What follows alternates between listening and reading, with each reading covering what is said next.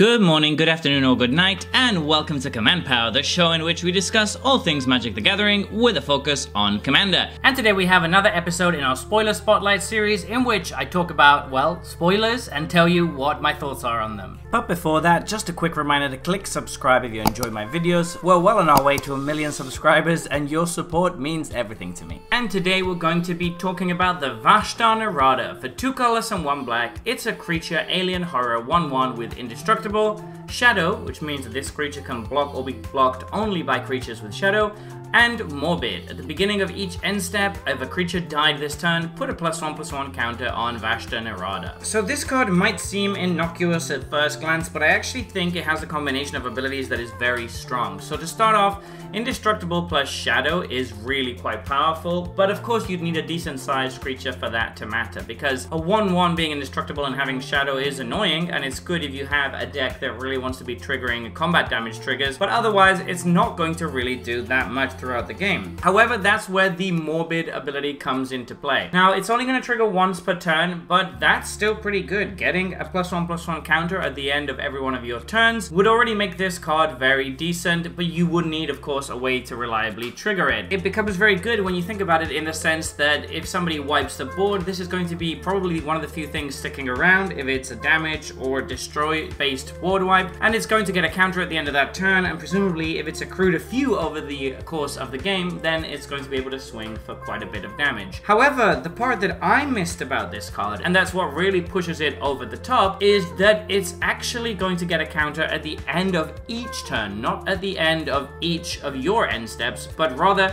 those of every player at the table. That means that every turn cycle you have a chance of getting 4 +1/+1 counters on this. And I don't know about you, but if your board states are anything like ours in our playgroup, then there's probably going to be a lot of trading going on and a lot of creature combat happening, which means that this could grow very scary very fast. In certain board states and in certain situations, it might end up meriting spot removal like Path to Exile or Swords to Plowshares, and if this is taking care of one of those 2 spot removals, you're going to be fairly happy, because it's an innocuous card that only costs you 3 mana, but it can just get so much damage in the right kind of context. It's also going to be very good in any deck that can give it double strike, or have something like Fiery Conflagration effects, where it's going to triple all the damage that this is dealing. That is going to be very, very scary, because it's just so difficult to deal with shadow creatures. Almost no one is playing shadow creatures of their own. I mean, Dauthi Voidwalker is a good card, but that's the only one you're ever likely to see really in most games of Commander. So this basically has free reign to swing and deal damage turn after turn after turn whilst constantly growing, because of course you're going to be getting counters on it. If you're playing this in a deck, you probably have ways to manipulate the sacrifice effects a little bit, or to manipulate creatures dying. So that's why I think it's going to be particularly good in a deck that is based around an aristocrats kind of strategy, or a deck where creatures are going to be dying consistently. That seems like its ideal home, but I do think that whilst it's a little bit slow, it's definitely a card that is probably going to do a lot better than you might initially think, based on that trigger being able to happen 4 times per turn cycle. Anyway, as usual, let me know what you think about this card. So there you have it. Those have been my thoughts on this new spoiler. What do you think about this card? Please let me know in the comment section below. I read all comments and respond to all of them too. And if you enjoyed this video, don't forget to click like or subscribe. It really helps the channel. And until next time, take care. Woo!